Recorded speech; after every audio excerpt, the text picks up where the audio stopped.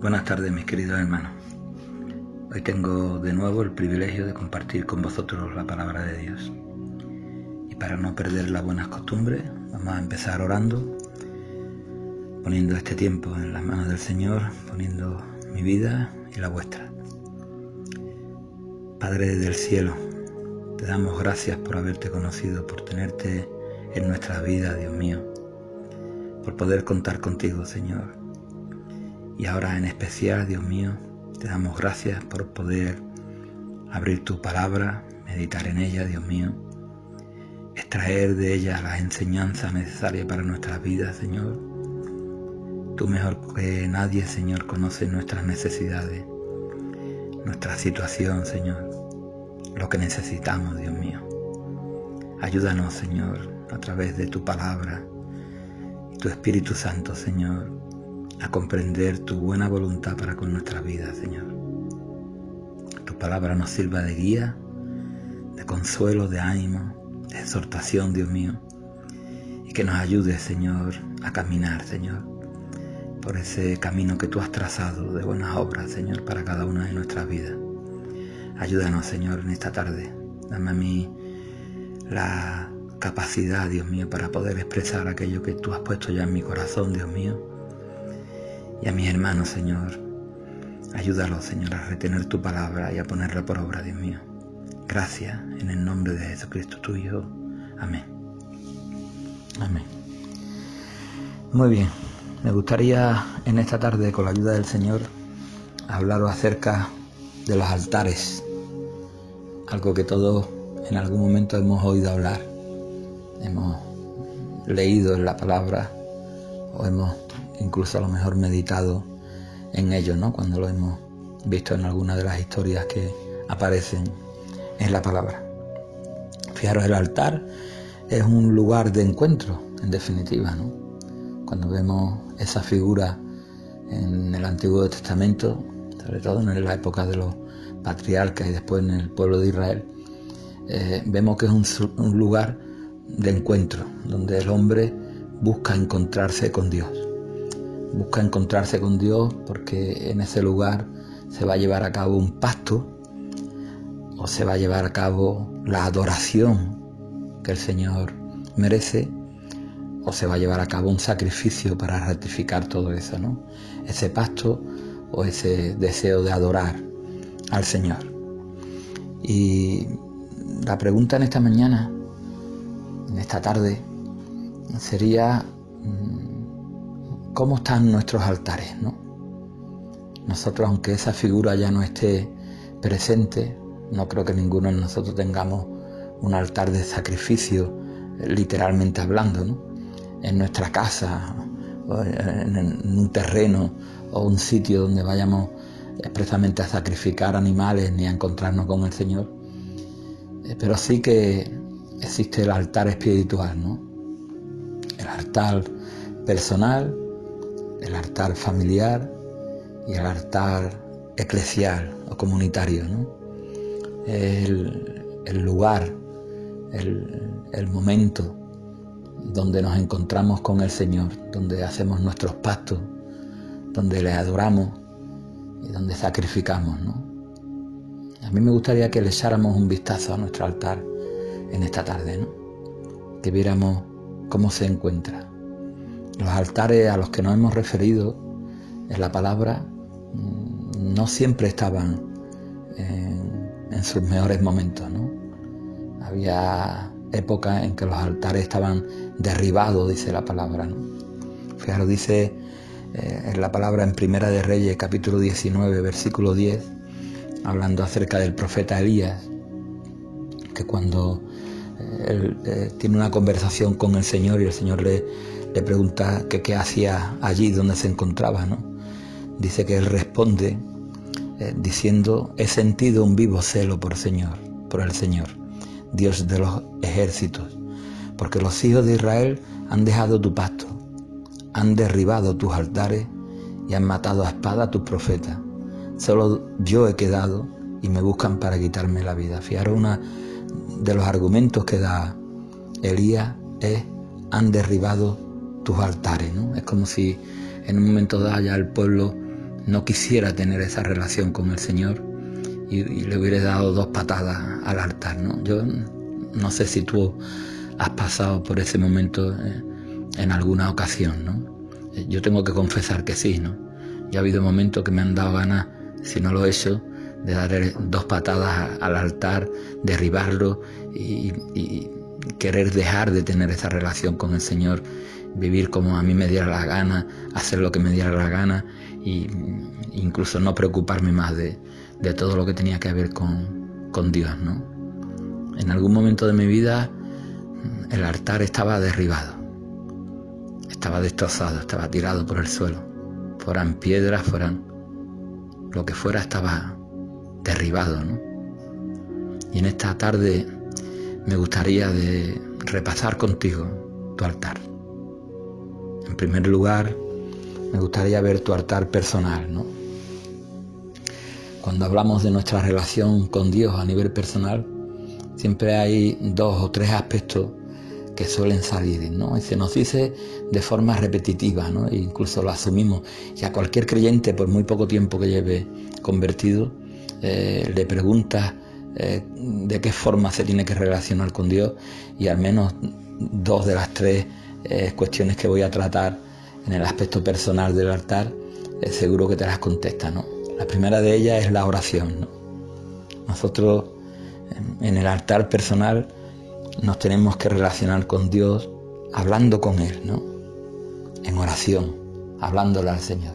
Esto, como digo, es algo obvio, ¿no? Algo que prácticamente está incluida en todas las predicaciones que se hacen. Habla con el Señor, ora al Señor. Cuando uno habla de la confianza, de cualquier cosa, lo primero que uno dice es habla con el Señor. Pero yo en esta tarde lo que quiero es que te preguntes cómo hablas tú con Dios, ¿no? ¿Cómo es tu conversación con Dios?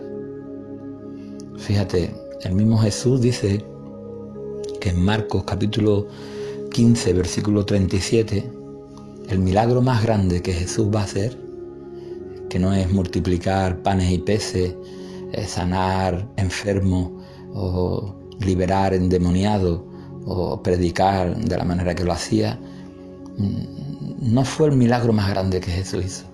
Tú y yo sabemos que el milagro más grande que Jesús hizo fue el que hizo en la cruz del Calvario, que fue salvar a toda la humanidad, a cargar con el pecado y ser un sacrificio acepto para su Padre, ¿no?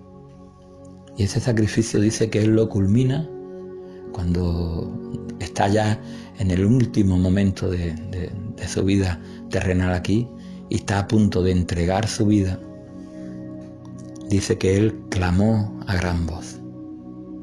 Clamó a gran voz. Él, con ese clamor, entregó, dice, su espíritu. Llevó a cabo el milagro. Y yo me pregunto cómo son mis oraciones, ¿no? Acusábamos a los fariseos del pueblo de Israel porque decían que sus oraciones eran repetitivas, vanas, vacías, sin contenido, ¿no? En algún momento hemos acusado a algún creyente de otra confesión cristiana diciendo que rezar es repetir una y otra vez una oración confesionada, ¿no? Y que nosotros lo que hacíamos era hablar con Dios, ¿no? Y quizás con el paso de los años nuestras oraciones se han convertido también en repeticiones que hemos aprendido, ¿no? Y que repetimos como si fuéramos un loro o un papagayo, ¿no?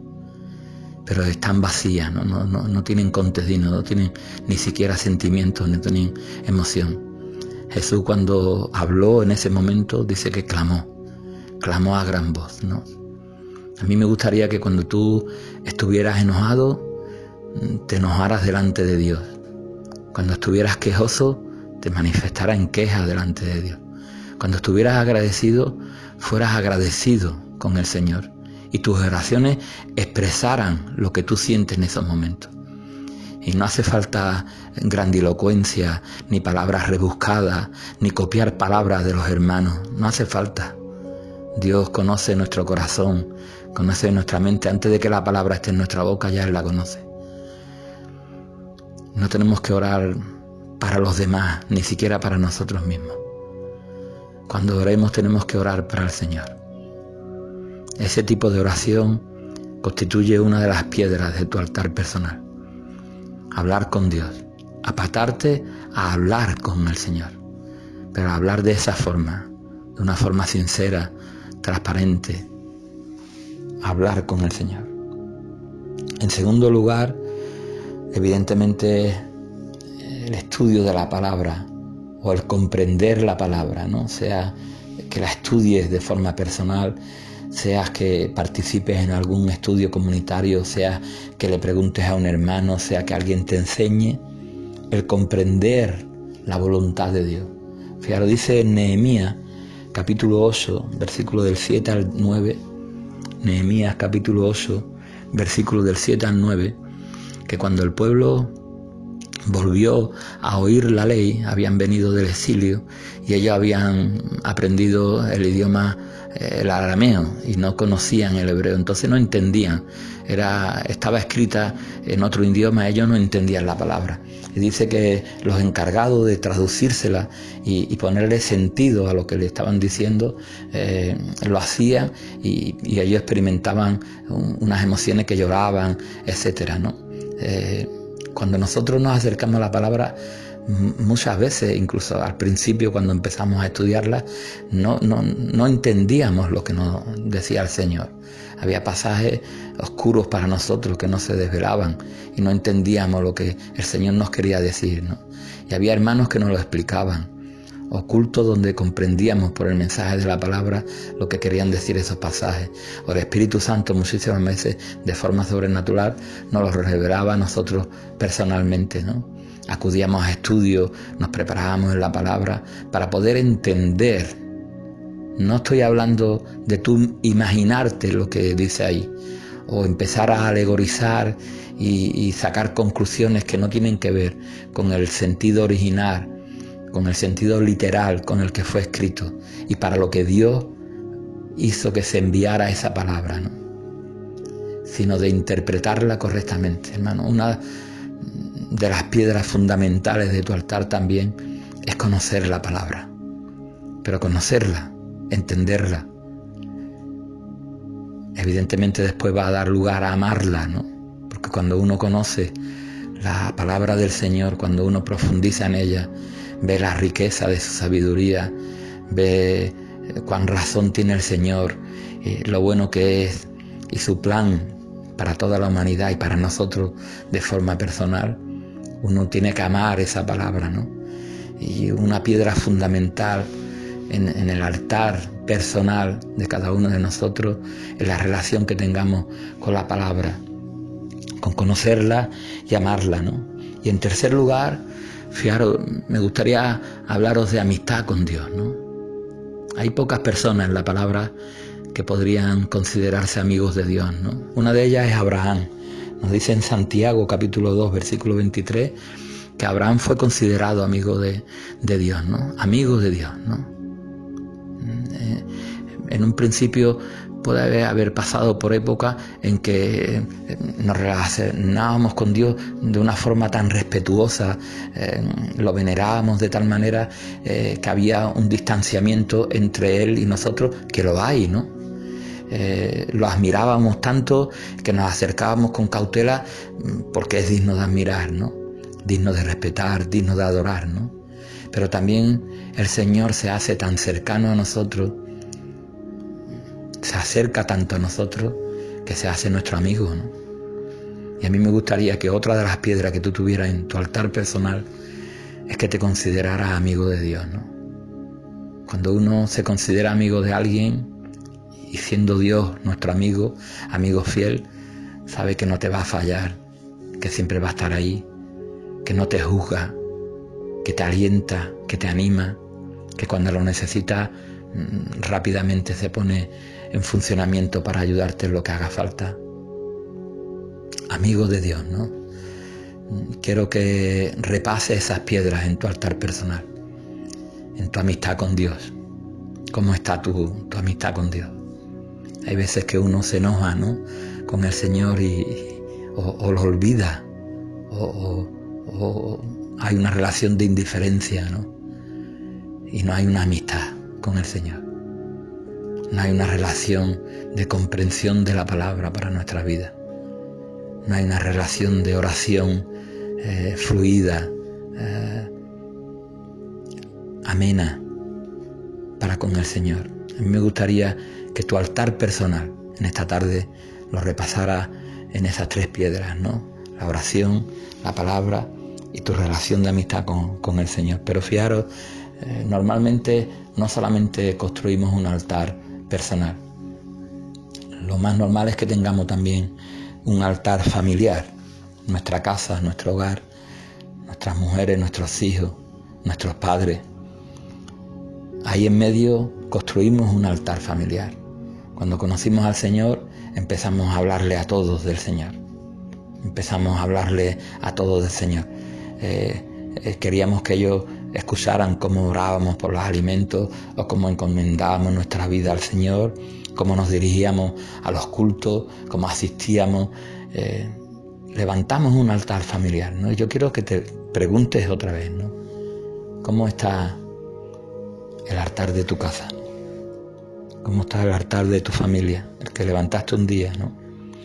Fijaros, dice, y mira lo importante que es el altar familiar, ¿no? Dice que Abraham, en Génesis capítulo 13, versículo 4, dice que volvió sobre sus pasos, después de que había descendido a Egipto, volvió hacia el norte otra vez de Israel, y allí volvió al lugar donde había construido un altar, ¿no? Había vuelto allí donde había construido un altar. Y más adelante, en capítulo 18 de Génesis, versículo 19, un pasaje muy conocido, cuando dice que algunos ven la teofanía ahí, esos 3 varones que van a su tienda, se acercan y Abraham les pide que se queden ahí y les comunica lo que va a hacer en Sodoma y en Gomorra, ¿no? Que la va a destruir y demás, y quieren que Abraham lo sepa. Y Abraham tiene esa conversación con ellos donde les pide que al final pues que salven a Lot. Dice que estos varones le dicen a Abraham que cómo van a encubrir a Abraham lo que van a hacer, si saben que Abraham mandará a sus hijos que guarden la justicia y el pacto con el Señor.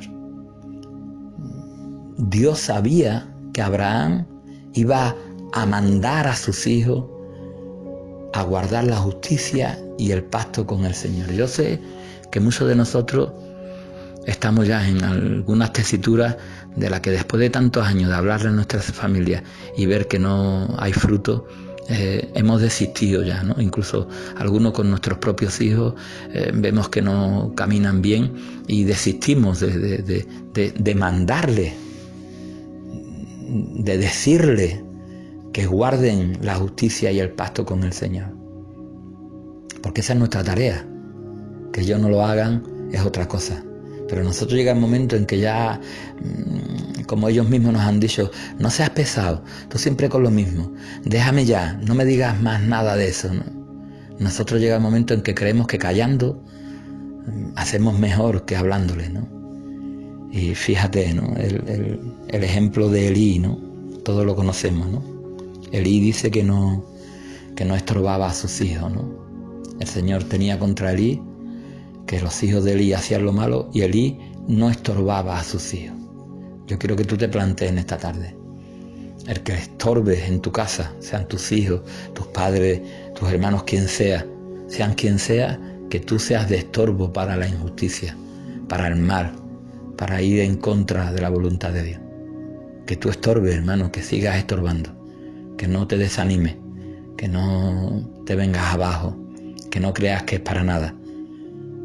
Fíjate, dice en el libro de los Jueces, tenemos un pasaje que también nos habla tremendamente con relación a esto, ¿no? Dice que en el libro de los Jueces, capítulo 2, versículos del 16 al 15, dice que una vez muerto Josué y los ancianos que podían haber tenido esa experiencia con el Señor de haber visto todas las maravillas que el Señor había hecho con ellos, dice que la siguiente generación era una generación que no conocían al Señor ni sabían de lo que Dios había hecho.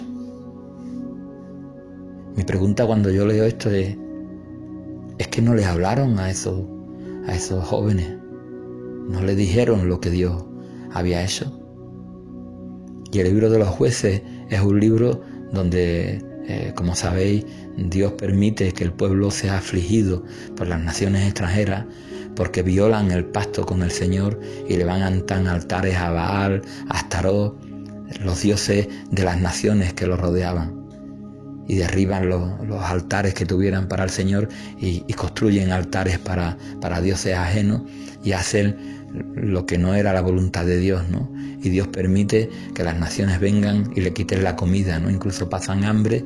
Dios tiene que levantar jueces, libertadores, porque el pueblo dice que no conocía al Señor, ni lo que Dios había hecho. Yo me pregunto, ¿es que nadie le había hablado de lo que el Señor había hecho? Ya lo conocen en tu casa, es verdad. Al principio lo decías una y otra vez, lo repetías, y ahora ya quizás cree que se cansaron de escuchar la misma historia siempre, ¿no? De escuchar tu agradecimiento y tu pasión por las cosas del Señor, por lo que Dios había hecho, grandes maravillas, ¿no? Y ahora ya no hablamos, no le contamos a esas generaciones. Yo, como sabéis, ya tengo nietos, ¿no? Mis hijos a veces me preguntan si el día de mañana, cuando ellos ya tengan capacidad para comprender las cosas, yo les voy a contar cómo conocí yo al Señor. Yo se los voy a contar. Yo quiero contarle al Señor lo bueno que fue conmigo y con mi familia. Yo quiero contarle a mis nietos lo que el Señor hizo con mi vida, de donde me sacó, para que ellos sepan que el primero de todas las generaciones que vengan fue libertado de esa manera tan grande, tan maravillosa, por parte del Señor. Y que si ellos están en los caminos, es porque yo me encargué de hablarle a mis hijos, y mis hijos mismos lo vieron.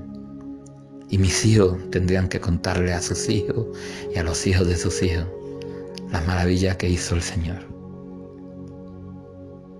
Mira el altar de tu familia. Estorba, hermano, estorba a los que hacen lo contrario a la voluntad de Dios. Que te escuchen de nuevo orar, testificar, agradecer, comer de la palabra, acudir a las convocatorias de la iglesia. Que ese altar sea restaurado, hermano. Mira, tú y yo sabemos que excepto Josué y Caleb, ninguno de los de esa generación entró en la tierra prometida. Solamente 2 de toda una generación. Toda una generación prácticamente perdida. Tú tienes claro que tú tienes la vida eterna, pero tus hijos, hermano, tus padres, tus hermanos, yo hasta el último segundo de mi vida, trataré de la forma que sea, de que mis familiares conozcan al Señor, para que ellos puedan entrar también en la vida eterna.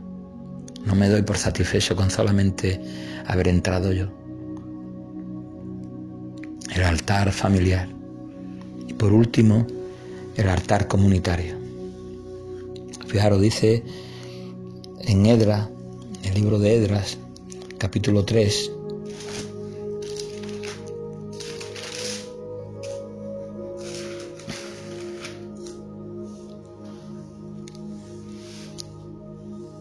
versículo 1, dice que cuando llegó el 7º mes, y ya establecidos los hijos de Israel en las ciudades, se congregó el pueblo como un solo hombre en Jerusalén.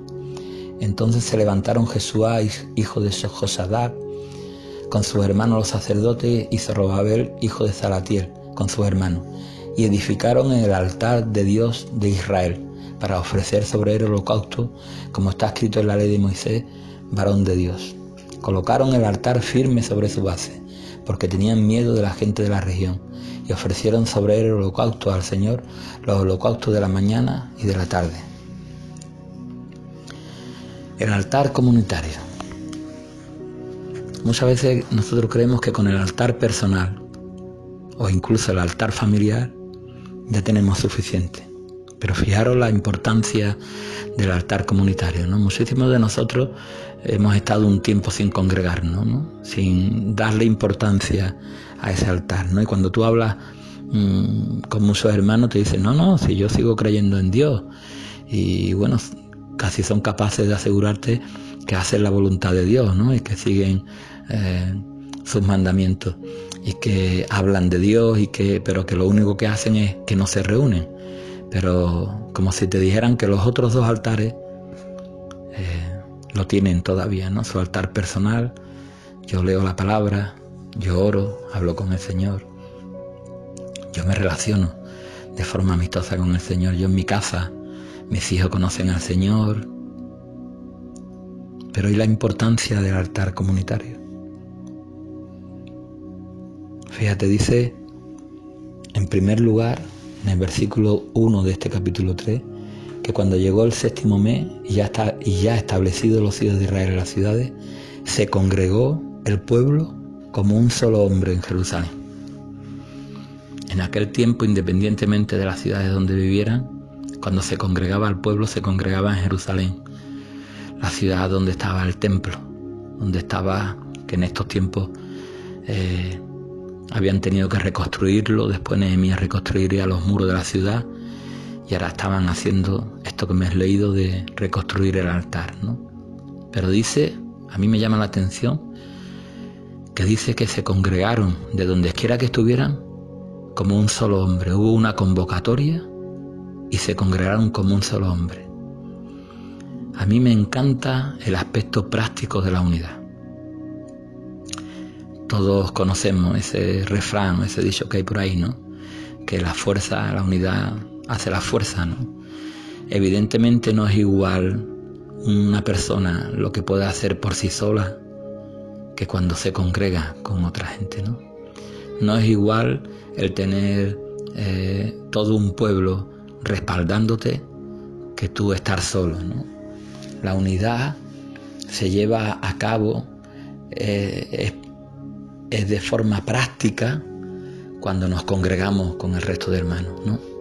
Eso primero, que es voluntad de Dios, lo dice la palabra, no dejando de congregaros como algunos tienen por costumbre, pero no solamente porque sea voluntad de Dios, sino que es algo práctico, que es algo que nos sirve, algo que nos viene bien, ¿no? Algo que no podemos dejar de hacer porque el enemigo nos convenza, nos manipule y nos lleve a una tesitura, una situación donde digamos, no necesito reunirme. Eso es una mentira de Satanás, ¿no? El congregarnos, el reunirnos. Y aquí dice como un solo hombre, es decir, ahí no se lo estuvieron pensando, no estuvieron mirando la conveniencia o no se plantearon el costo, el sacrificio, lo que tenían que hacer para estar en Jerusalén todos. Y esto es una lección tremenda, ¿no? Cuando nosotros desde el grupo o en una iglesia, en una congregación o el pueblo evangélico hace un llamado a orar, a reunirnos, a lo que sea, si fuéramos capaces de dar esa respuesta como un solo hombre y nos convocáramos todos, qué tremendo sería, ¿no? El altar de lo comunitario empieza por esa unidad práctica, ¿no? Ese ser capaces de actuar como un solo hombre, ¿no? De respaldar cualquier iniciativa que sea del Señor y que estemos ahí, ¿no? En segundo lugar, la protección que da la comunidad. Nosotros creemos que, parece que somos más fuertes de forma individual que como colectivo y es otro engaño, ¿no? Todos sabemos que no es así. Fijaros, dice la palabra que colocaron el altar firme sobre su base porque tenían miedo de la gente de la región.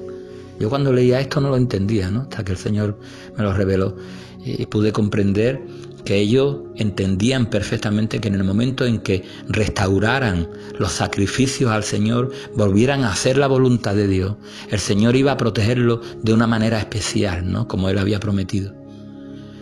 Haciendo la voluntad de Dios, Dios te protege. El engaño del enemigo es el que quería hacerle ver al mismo Señor, diciéndole desde el pináculo del templo, tírate. Escrito está, a sus ángeles mandará y no dejará que tu pie tropiece en piedra, ¿no? Pero el enemigo cortaba el versículo de ese salmo que cita por la mitad y no lo decía por completo, que la segunda parte de esa promesa de Dios que está ahí, de protección, es que dice en todos sus caminos, ¿no? Cuando uno hace la voluntad de Dios, hay una protección preventiva, en principio. Cuando uno hace la voluntad de Dios, la misma voluntad de Dios te está protegiendo del mal. La misma voluntad de Dios. ¿Entiendes? Cuando tú haces la voluntad de Dios, esa forma de caminar previene que el mal atente contra ti. Hay una forma preventiva de que el mal atiente contra ti. Haciendo la voluntad de Dios, hay una promesa de protección de parte de Dios, de que Él lo que permita lo va a permitir porque Él quiera, no porque tú te lo busques. Hay una protección comunitaria. Ellos entendieron eso y reedificaron el altar rápidamente y empezaron a ofrecer los sacrificios y a hacer y llevar a cabo la voluntad de Dios, porque sabía que haciendo eso Dios lo iba a proteger. Y en tercer lugar, hermano, entrega. Cuando uno forma parte de una comunidad, de una congregación, de un pueblo, tiene que haber una entrega, tiene que haber una renuncia a lo personal, a lo egoísta, y tiene que haber un sacrificio y una entrega por los demás. Fijaros, hemos leído que cuando llegó el mes séptimo, en el versículo 1 de este capítulo 3, los hijos de Israel ya estaban establecidos en sus ciudades. Ya tenían sus casas, tenían su ciudad, tenían sus mercados, sus trapicheos, sus cosechas, su comida, ya estaban establecidos, ya tenían una vida. Ya estaban lejos incluso del templo alguno. Bueno, tenían justificación, tenían un argumento para decir, bueno, es que ahora no me pilla bien, es que tengo otras cosas que hacer, es que ese día me viene muy mal. Dice que aún así se reunieron como un solo hombre. Hace falta una parte de entrega, ¿no? De sacrificio, de darse por los demás, ¿no? Evidentemente que todos tenemos cosas que hacer, y si no tenemos cosas que hacer, pues nos queremos dedicar a nosotros, al ocio, a vaguear, a descansar, a lo que queramos, ¿no? Pero no que nadie me venga y me diga que tengo que ir a tal sitio, a tal hora, a hacer eso, ¿no? Porque se hayan erigido como líderes del pueblo, ¿no? Eso a nadie nos gusta. Todos queremos ser nuestro propio rey y hacer las cosas, y después ya de tantos años, cuando nos consideramos personas maduras, pues porque nosotros lo veamos o no lo veamos, ¿no? Pero cuando se hace una convocatoria, lo que se espera es que uno deje la ciudad cómoda donde está, uno tenga en cuenta que evidentemente haciendo eso hay una protección comunitaria, y uno tenga en mente la unidad. Fijaros, me gustaría ir concluyendo, ¿no? Y como dice Pablo, imitadme a mí como yo a Cristo. Tenemos muchos ejemplos de hermanos que veríamos sus altares y diríamos, ese hermano tiene el altar personal, el familiar y el eclesial tremendamente compuesto, siempre lo tiene arreglado, siempre está funcionando. Es verdad que hay hermanos en los que nos podríamos fijar, pero a mí a quien me gusta fijarme siempre es en nuestro Señor Jesús, ¿no? Él es un altar en sí mismo, ¿no? Jesús en sí mismo es un altar, todo eso lo sabemos nosotros, ¿no? Pero en su vida terrenal, fijaros cómo Él cuidaba de estos altares. Hemos leído, ¿no? En el altar personal, en el tema de la oración, como Él dice que clamó a gran voz. Para Jesús, la oración era tremendamente importante. Ya lo sabéis, ¿no? Cuando hemos leído los evangelios hemos visto cómo Jesús oraba, oraba, oraba, oraba. Para todo lo importante y lo menos importante oraba. Jesús tenía esa parte del altar tremendamente compuesta. No estaba derribada. Él nos da ejemplo en la oración. Nos da ejemplo en interpretación de la palabra. En los versículos anteriores a ese del Evangelio de Marcos, capítulo 15, versículo 37, donde dice que clamó a gran voz, en los versículos anteriores nos dice que pronuncia la célebre frase de Elí, Elí, lama sabactani, Dios mío, ¿por qué me has abandonado? Fijaros, y esto hace alusión a un salmo, y a un salmo mesiánico. Él estaba en esos momentos, hermano, interpretando ese salmo para los que estaban allí oyéndolo. Él estaba diciéndole a los que estaban allí, ¿conocéis el salmo? ¿Conocéis que es un salmo mesiánico?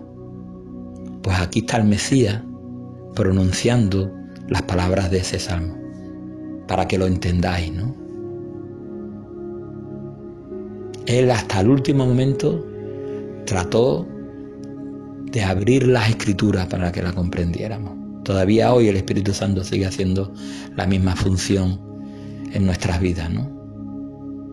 Yo no sé si tú has tenido esa experiencia cuando has visto la claridad en un texto y Dios lo ha descubierto para ti a nivel personal, o alguien te lo haya explicado y tú te asombres, sonrías y haya un efecto de gratificación por dentro de ti diciendo: ahora lo entiendo, ¿no?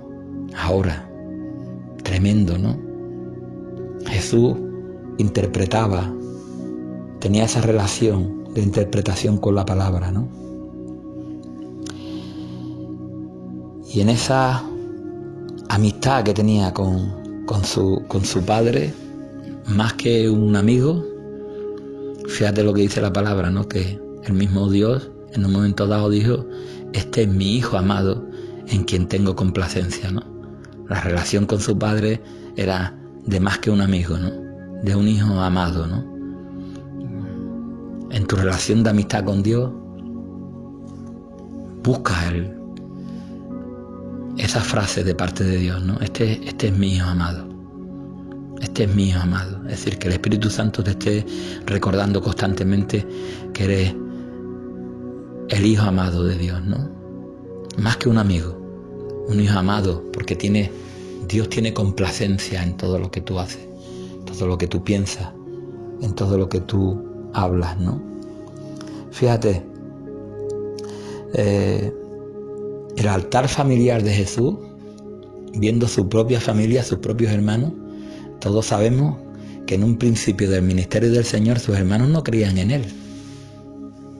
Los hermanos de Jesús no creían. Se manifiestan en algunos pasajes, como se nos dice que cuando iba a la Pascua en Juan, sus hermanos le decían: tú por qué no vas a la fiesta, por qué te quedas, dice que porque no creían en Él. Nos dice la palabra que sus propios hermanos de sangre, hijos de María, no creían en Él. ¿Y qué efecto causaría Jesús en su propia familia? Que dice que al final, dice que la iglesia estaba liderada por algunos de ellos, ¿no? Eran líderes de la comunidad que había quedado en Jerusalén. Sus hermanos pasaron de no creer en Él a ser líderes de la congregación. A lo mejor con nosotros pasa igual, no lo vemos, ¿no? Pero puede ser que hijos nuestros o nuestros nietos, que nosotros partamos con el Señor y no veamos la obra que estamos haciendo aquí cada día en nuestra familia, de como resultado que cuando nosotros ya ni siquiera a lo mejor lo veamos, haya de esos familiares líderes que estén adelante en la congregación, ¿no? Por el efecto de tu trabajo en tu casa, ¿no? Cuando Jesús oraba, como he dicho antes, cuando Jesús en el altar comunitario, cuando Jesús en su vida terrenal oraba, hermano, tenemos que ver que era algo que para Jesús tenía tremendamente importancia, ¿no? Era algo tremendamente importante. Cuando oraba por los obreros, para las mies, porque la mies mucha y los obreros pocos, oraba por los obreros. Cuando oraba y decía que había algunos espíritus que solamente con oración y ayuno salían, nos decía que la oración y el ayuno es tremendamente importante para hacer salir a esos espíritus, ¿no? Nos decía que veláramos y oráramos, ¿no? Y una de las oraciones que Jesús hace es por la unidad. Como tú y yo somos uno, que ellos sean uno. Tú date cuenta. Si Jesús ora por eso, era porque Él sabía que eso era algo tremendamente importante, hermano. Nos hemos propuesto en este grupo uno de los 3 pilares, la obra social, el otro la evangelización, tremendamente importante las dos, pero también la unidad, ¿no? El trabajar por la unidad de la Iglesia, el fomentar la unidad en la Iglesia evangélica, el trabajar por ella, el limar aspereza y dejar a un lado los desencuentros que se hayan podido producir por cualquier tema, perdonar, estar en paz, tener comunión, incluso servir al Señor juntos, ¿no? Trabajar por la unidad, porque para Jesús era tremendamente importante, así que para nosotros también, ¿no? Y no solamente el tema del altar comunitario, Jesús intervenía en esa petición de la unidad, sino que fijaros también en la entrega, como habíamos visto en el altar comunitario, en la última semana de la vida terrenal de Jesús. Él está haciendo, en esta semana que hemos pasado, estamos viviendo la semana de pasión, ¿no?, que recordamos cada año, ¿no? Y vemos esa última semana desde la entrada triunfal de Jesús hasta que es crucificado, ¿no?, y resucita. En esa última semana, hermano, tú estudias la palabra y la miras y fíjate a lo que se dedica Jesús. Yo en alguna ocasión lo he compartido. Si nosotros tuviéramos que estar en su lugar y haber sido acusado injustamente de algo que no era cierto, y estuviéramos pasando por lo que pasó Jesús, yo el primero sería el que me retorcería y haría lo que fuera por intentar demostrar mi inocencia, por escapar de esa situación, por preocuparme de mí, por intentar de sufrir lo menos posible, de evitar ese castigo porque lo hemos hecho cuando incluso hemos sido culpables, cuanto más siendo inocente como él era, ¿no? Y en vez de preocuparse de sí mismo, hermano, el nivel de entrega de Jesús por los demás era tal su ejemplo que Jesús se preocupaba de Pilato cuando le hablaba acerca de la verdad, ¿no? Y le estaba dando testimonio de la verdad. Para Pilato la palabra verdad tenía un componente divino y estaba tratando de evangelizar a Pilato, de hablarle del reino de Dios a Pilato. Tratando de que Pilato se convirtiera. Cuando le dice a su madre y a Juan, he aquí tu hijo, he aquí tu madre, estando en la cruz se está preocupando de su madre y de Juan. Cuando mira a Pedro, se está preocupando de Pedro. Cuando dice esa frase de Elí, Elí, lama sabactani, está intentando que los líderes y los que lo están escuchando entienda que Él es el Mesías, ¿no? Está pensando en los demás. Ahora me gustaría que de nuevo te preguntara, ¿cómo está tu altar personal? ¿Cómo está tu altar familiar? ¿Y cómo está el altar de tu comunidad, de tu congregación? ¿Y qué estás haciendo tú para que esos altares estén bien, estén compuestos, estén usándose, estén dándole a Dios la gloria y la honra que solo Él se merece? Que Dios te bendiga.